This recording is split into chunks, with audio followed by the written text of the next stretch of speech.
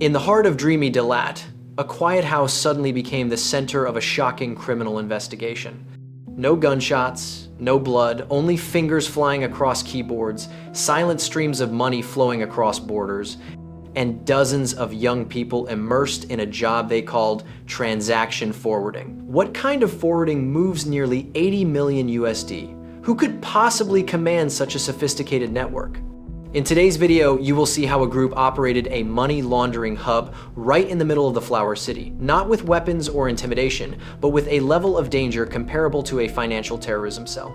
And the most astonishing part, every member of the group worked for a faceless leader they had never met. Who is he? Why did he choose Lat as the transit point? And what could make 23 young people willingly sacrifice their future to serve a stranger? Don't take your eyes off the screen, because the story you're about to hear will chill you to the bone, not because of violence, but because of money. A lot of money. And as always, if you believe this story deserves to be heard, leave a like and share to help warn others. Don't forget to subscribe to Vietnamese Case Files so we can continue exposing truths far more disturbing than fiction.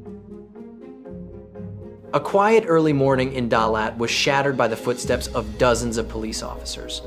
Moving through thin fog, authorities surrounded a two-story rental house that looked no different from any other home in the peaceful neighborhood. Inside, a group of young people were deeply focused on their computer and phone screens. No one spoke, yet every movement was synchronized like a perfectly tuned machine. They silently cycled massive amounts of money, numbers flashing non-stop on the screens, transfer confirmations popping up as though pre-programmed. Few would believe that behind this facade was a cross-border money laundering operation, handling transactions worth tens of millions of dollars per day. The case exposed not only the sophisticated tricks of digital-age financial criminals, but also the chilling truth hidden behind seemingly harmless digits. It all began in early 2025, when police in Lam Dong province noticed unusual patterns. More than 20 young people from various provinces suddenly gathered in Lat and jointly rented a large villa deep inside Tu Tao Street, Ward 11. Their isolated lifestyle and lack of interaction, a strange sight in a friendly tourist town, immediately drew the attention of local authorities. Even more suspicious, none of them registered their temporary residence. At the same time, commercial banks flagged an abnormal spike in transactions. Large sums constantly flowing in and out of accounts belonging to individuals with no identifiable occupation. Alerts were sent to the cybercrime division, and all the signs pointed to Lat.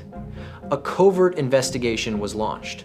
Working under the radar, surveillance teams mapped the network, identified each member, and confirmed that the villa was the operations command center. After weeks of monitoring, the moment to strike finally arrived. At dawn on the 12th of March 2025, the takedown operation began. More than 50 officers from criminal investigation units, mobile forces, cybersecurity teams, and local police surrounded the villa. Though the house was equipped with remote surveillance cameras and a reinforced steel gate, none of it mattered against the determination of the task force. When the signal was given, the door was kicked open and officers stormed inside. Caught completely off guard, the group had no time to react. A few panicked and tried to slam laptops shut, smash phones, or tear documents, but within seconds, all were restrained. Police seized a large amount of evidence: phones, laptops, storage devices, lists of bank accounts, transaction notebooks, and various encryption tools. So what crimes were they actually committing? And who was the mastermind behind them? Could police reach the boss, or were these merely low-level operatives? Follow the next developments of this case as we uncover a cross-border criminal network you likely never imagined existed right inside Vietnam. Immediately after arresting the 23 suspects, Lam Dong Provincial Police sealed off and searched the entire villa. A large-scale, highly coordinated raid was conducted. The results exceeded expectations. 2 laptops, nearly 30 smartphones, dozens of bank cards, and SIM cards, all carefully sealed as evidence. However, the most valuable evidence came from handwritten notebooks, detailed logs of transactions, assigned roles, and payment methods. The total transaction value mentioned in the documents reached nearly 82 million USD, a staggering figure that shocked investigators. At the provincial police headquarters, lights stayed on for nights in a row. Investigators worked non-stop, decoding digital data pulled from seized devices. Deleted Telegram messages were restored, cryptocurrency wallet addresses and destination bank accounts were traced. Gradually, the entire money laundering operation took shape, revealing that the Lat group was only one link in a transnational chain funneling funds into crypto exchanges, e-wallets, and foreign bank accounts. Notably, when officers compared timelines, techniques, and operational patterns, they found an uncanny resemblance to a major case cracked by Dong Nai police just 1 month earlier. On the 12th of February 2025, Dong Nai officers working with Hanoi and Da Nang police dismantled a laundering ring serving criminal groups in Cambodia. That ring had created over 30 shell companies and used more than 150 corporate bank accounts to launder over 85 million USD within months. Their methods were nearly identical: purchasing personal data, routing money through multiple layers of accounts, and hiring young operators to handle technical tasks. The two groups had never met, yet their structure was almost identical, especially the repeated mention of a mysterious boss named Billy. Information was promptly shared between provinces. For the first time, cybercrime authorities saw the full picture. This was no longer a set of isolated laundering incidents, but a coordinated international network run from Cambodia with Billy at its center. Back in Lam Dong, investigators began interrogating the 23 suspects. Slowly, the truth emerged. Leading the Dalat group was Levan Diep. At first, he denied everything. But after hours of confrontation, Diep confessed. How he met Billy via Telegram, how the laundering deals were arranged, how recruits were selected, work shifts divided, and how funds were forwarded according to orders. Phan Thi B, regarded as the deputy commander on site, initially acted defiant, but once confronted with Diep's confession, she too admitted her role. The remaining members confessed one by one: who opened bank accounts, who handled data entry, who withdrew cash, and even who was assigned to night duty to receive new instructions from Billy. Among the 23 people arrested, only one was innocent. He had simply visited a friend and had no involvement in the Klakbak laundering scheme. After verification, he was released and removed from the case file. The remaining 22 suspects were detained for further investigation. Meanwhile, police continued to trace the flow of money. Each bank account was tracked back to its registered owner. Hundreds of account holders across the country were summoned. Most admitted they had sold or lent their accounts for a small amount of money, roughly the equivalent of $100, unknowingly becoming links in a high-tech criminal chain. The deeper investigators dug, the clearer the scheme became. The masterminds did not need to touch the money directly. They simply collected a pool of clean accounts and used them as fronts, making the tracing process exponentially more difficult. From there, the case evolved into a nationwide warning about the dangerous habit of being careless with personal information and the naive belief of those who think, "I only sold my bank account. I didn't do anything wrong." From the evidence and witness statements, police now had a complete picture of the organization's internal structure.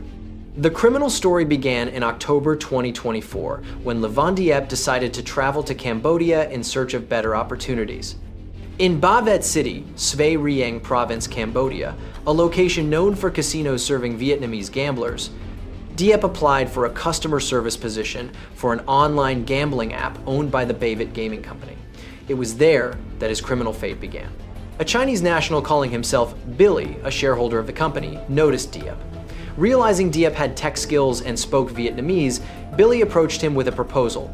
He had massive amounts of dirty money obtained from illegal gambling operations that needed to be laundered, and he wanted Diep to help.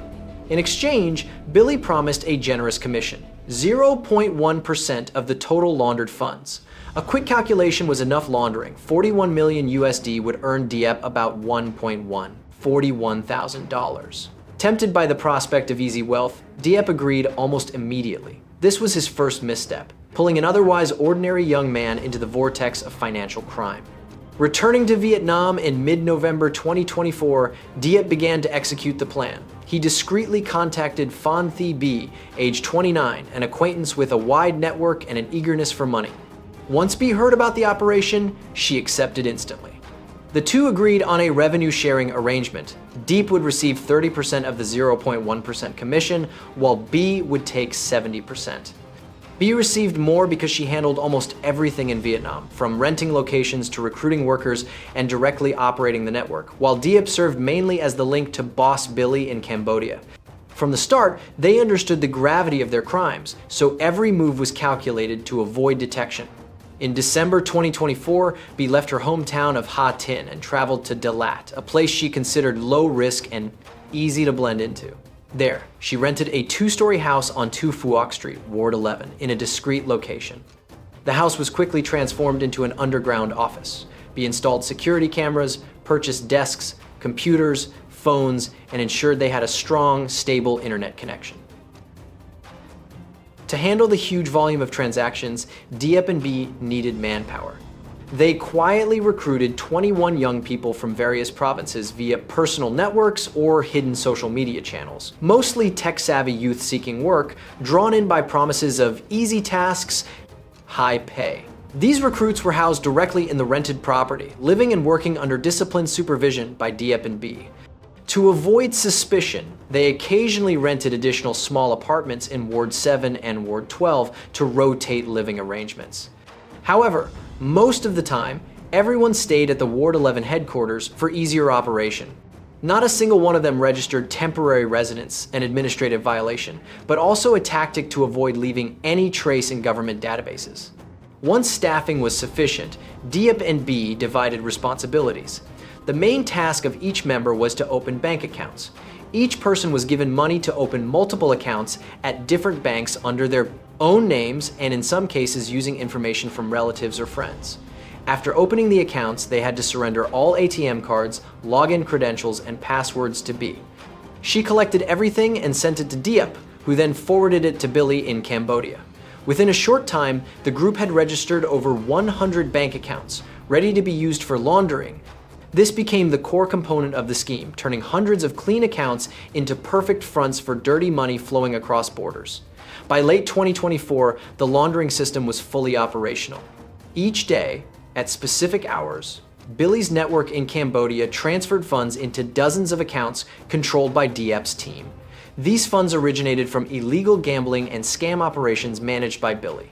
As soon as the money arrived in the accounts, instructions were sent through the Telegram app. Billy created a private chat group where he posted a QR code representing the final destination account, and along with the exact amount to be transferred. Upon receiving the command, each member of Diep's team immediately scanned the QR code using their banking apps and transferred all incoming funds to the designated account. Speed was everything. Each step had to be completed within minutes before banks or authorities noticed any irregularities. That's why all 23 members took shifts, operating around the clock to ensure no transaction was ever missed. They worked silently, day and night, only resting when the daily batch of transfers was complete. The illegal funds flowed through Diep's team and were quickly legitimized in the final destination accounts under Billy's command. In reality, this was only one layer in multiple layers of transactions Billy used to erase the origins of the money. Even within the Dalat transfer hub alone, the daily volume was enormous. $820,000 to $1,230,000 moved through Diep's accounts every day. Accumulated over a short period, the total surged to nearly 82 million USD laundered before police raided the operation. In return, Diep's group earned 0.1% of the total amount laundered. After splitting the commission 30-70, Lavan Diep pocketed roughly $240,360 a day, while Phan TB earned about $578,140 a day. Lower-level members received fixed salaries or smaller cuts. Notably, the payment records later seized by police documented the profit-sharing structure in detail, organized and transparent like a legitimate business. With such easy money at their fingertips, the entire group became blinded by profit, forgetting that law enforcement could intervene at any moment. Diep likely believed he was just a transporter, not directly scamming anyone, and therefore assumed he was difficult to trace. That complacency pulled them deeper into criminality.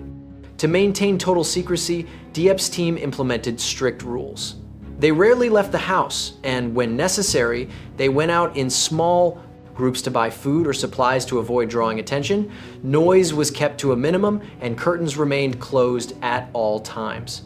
All communication with Boss Billy was done exclusively via encrypted telegram messages to avoid surveillance. They also agreed on a contingency plan. If discovered, they would destroy evidence immediately and scatter. But at dawn on the 12th of March 2025, police raided the villa far faster than anyone expected. Their escape plan collapsed instantly, and the entire group was arrested. The question now was, how could authorities bring the mastermind to justice? Through Vietnam's Ministry of Public Security, Billy's criminal file was forwarded to Interpol, along with a request for cooperation with Cambodian authorities. Although Billy was only an alias, data from the Bavet gaming company and Diep's testimony allowed investigators to narrow down several Chinese suspects active near the border. An international warrant may have been prepared for Billy under money laundering charges. The hunt for the mastermind remains challenging, but exposing his role was already a significant breakthrough. Unlike typical cases, this investigation involved two layers of perpetrators: the hidden mastermind and the operators who carried out the laundering process. First is Billy, the mysterious name repeated in every suspect's testimony. He was described as a middle-aged Chinese man and a shareholder of the gaming company in Bavet, Cambodia. It is likely that Billy had spent years in the underground gambling and financial world, amassing deep knowledge of cross-border money laundering. His choice of the English nickname Billy was deliberate, easy for Vietnamese operators to remember, and fostering a false sense of friendliness to recruit people like Diep. Billy was the brain behind the entire network, designing the multi-layered account structure, inventing the QR code command system, and orchestrating massive illicit cash flows every day. His motive was pure greed. He pocketed the majority of profits by laundering money for criminal organizations, helping them conceal their operations and reinvest into new illegal ventures. Psychologically, Billy was extremely calculating. He never revealed himself to Diep's group in person. All communication was conducted online, and his real identity remained hidden. This showed that Billy had significant experience evading law enforcement and fully understood the risks he faced if caught. Next were the direct operators in Vietnam, led by Le Van Diep and Phan Thi Bay. Le Van Diep, born in 1998, was only 27 at the time of his arrest, originating from Cam Vinh Commune, Cam Suyen District, Ha Tin Province. Before committing the crime, Diep had a relatively clean background. A college graduate in electrical engineering, formerly employed in the Kai An economic zone, Ha Tin, married with a young child. His family were farmers, his parents were known as kind people, and he himself had no prior violations or negative reputation in his hometown. Neighbors described Diep as gentle, cheerful, friendly, even a bit shy. That is why the news of his arrest as the leader of a money laundering ring shocked his entire community. Many believed he had been manipulated or acted recklessly without understanding the consequences. However, developments in the case showed that Diep was far from passive. In fact, he played a crucial role as the link between Billy and the domestic laundering network. Exposure to the gambling environment in Cambodia may have tempted him with the lure of easy money. From an ordinary husband and father, he spiraled into becoming a money laundering specialist within just a few months. Psychologically, Diep appeared intelligent, with basic knowledge of technology and finance, but lacked the mental resilience to resist criminal temptation. He may have convinced himself that laundering money didn't directly harm anyone, leading him deeper into wrongdoing. That combination of naivety and greed turned Diep into a criminal at a young age. Phan Thi Bay was his most capable accomplice and effectively acted as the co-leader. The fact that she received 70% of the profit shows she was ambitious and bold. Her difficult upbringing may have pushed her to take extreme risks for financial gain.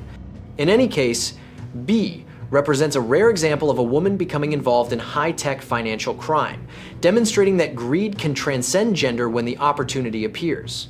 Beyond the Diep duo, there were 21 additional accomplices, mostly young men in their 20s from diverse backgrounds. Many had some technical knowledge. Some had previously worked in IT or accounting but joined the operation due to low income and the allure of fast cash. Others were unemployed and eager for quick earnings. They were not masterminds, but their actions were still dangerous. Some voluntarily recruited each other, while others were persuaded by promises of high pay. Although their personal motives varied, they all became links in the money laundering machine, meaning they became part of an organized criminal system. Had the operation not been dismantled in time, some of them might have risen to become another Deep or B in the future. After an intensive investigation phase, police completed the case file and officially charged 22 defendants with money laundering under Vietnam's penal code. Among them, Lat Diep and Phan Thi Binh were identified as the ringleaders and will bear primary legal responsibility. All defendants were transferred to the detention center awaiting trial. The case attracted large public attention due to its unprecedented scale, so the legal proceedings are expected to be strict and closely monitored. The first instance trial expected at the Lam Dong Provincial People's Court is anticipated to be highly intense. Standing before the court, the 22 individuals who once collaborated seamlessly may now shift to blaming one another, denying responsibility, or some may plead guilty in hopes of receiving leniency. Legally, the charge of money laundering in Vietnam carries severe penalties. Under current law, if the laundered amount exceeds $20,000, the maximum sentence can reach 15 years in prison. With nearly 82 million USD involved in this case, it is highly likely that Lat Diep and Phan Thi Binh will face the highest sentencing bracket. Other defendants may receive lighter sentences depending on their involvement, but almost none will avoid prison terms lasting several years. In addition to jail time, the court may impose supplementary penalties, such as monetary fines equivalent to $2,000 to $10,000, and confiscation of all related assets. Although most of the 82 million USD may have been transferred abroad, authorities will still attempt to recover as much as possible. For example, the 0.1% commission earned by Diep's group, estimated at around $82,000, will be fully seized if it has not already been spent. In the end, it reflects a simple truth: money earned illegally never stays for long. More importantly, over 20 young men and women at the prime of their youth will now have to abandon their dreams behind bars, all because of their desire to get rich quickly. This is a harsh lesson for anyone naive enough to believe that getting rich is easy. Without victims of online gambling scams and without young operators forwarding money every night in Dalat, Billy's network would have had no fuel to run on. Therefore, everyone must remain vigilant against suspicious calls or messages, avoid sharing bank account information with strangers, and absolutely refrain from engaging in online gambling. And what about you? What lesson do you take away from this heartbreaking case? Share your thoughts with the team in the comments below. We look forward to hearing your opinions and discussing today's video with you. And before you go, don't forget to leave a like and subscribe to support Vietnamese Case Files, where many more thrilling and eye-opening stories await. Thank you for watching, and see you next time.